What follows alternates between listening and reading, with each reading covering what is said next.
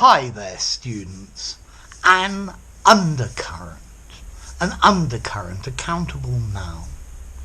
Well, the base meaning of an undercurrent is a flow or current of water underneath the surface of a lake or the sea, and usually in a different direction to the surface current. So the water on the surface is flowing in one direction and the water underneath is flowing in a different direction. Undercurrents can be dangerous and can sweep you out to sea. You could also use the word an undertow, something that pulls in the opposite direction underneath. But most commonly we use an undercurrent figuratively.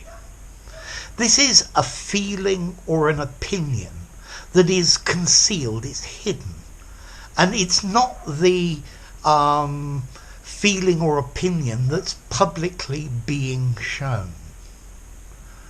The managers of the company were smiling and confident, superficially, but there was an undercurrent of worry and nervousness among them. So they were pretending that all was well and trying to show confidence, but in reality they felt that a large problem was coming. So an undercurrent, an underlying tendency or a force or an influence, which is different to the one that is superficially evident. Nobody complained publicly, but there was an undercurrent of discontent. Publicly, everybody said that the picture the dictator had painted was fantastic, but there was an undercurrent of laughter and mockery at his real lack of talent. People often don't say what they think, and you need to read how the undercurrent really is.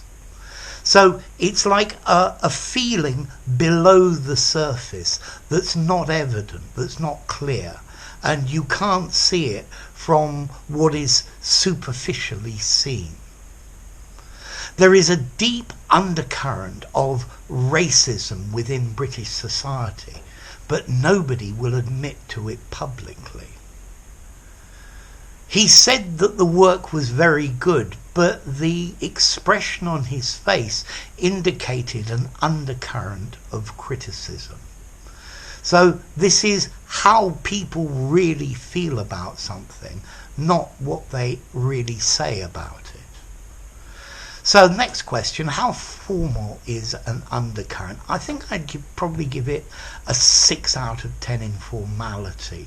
But I think you can use it in an informal conversation and in a very formal document. So it's something nice and flexible. And then the origin is clear, a current underneath. And the word current comes from Latin, currere, to run. So an undercurrent, the feeling, the opinion, the tendency, the moving force underneath the surface, but not the one that you can see evidently. Okay, it's not the one that meets your eyes, but the real one underneath it. So there you go. If you enjoyed the video, give it a rating, subscribe to my channel, and I'll see you soon. Bye for now. Undercurrent.